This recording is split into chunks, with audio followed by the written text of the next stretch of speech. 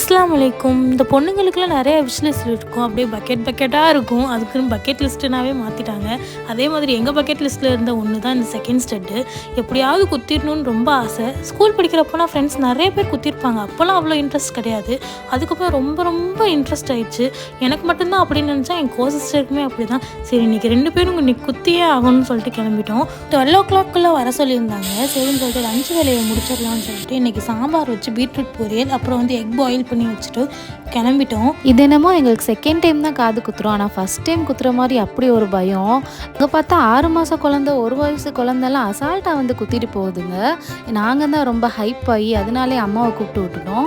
அம்மா வரப்போ வந்து அதிரசத்தை செஞ்சு கொண்டு வந்திருந்தாங்க. இது வந்து ஹோம்மேட் அதிரசம் தான். இந்த மாதிரி எல்லார் லைஃப்லேயும் ஒவ்வொரு ஆசைகள் இருக்கும்.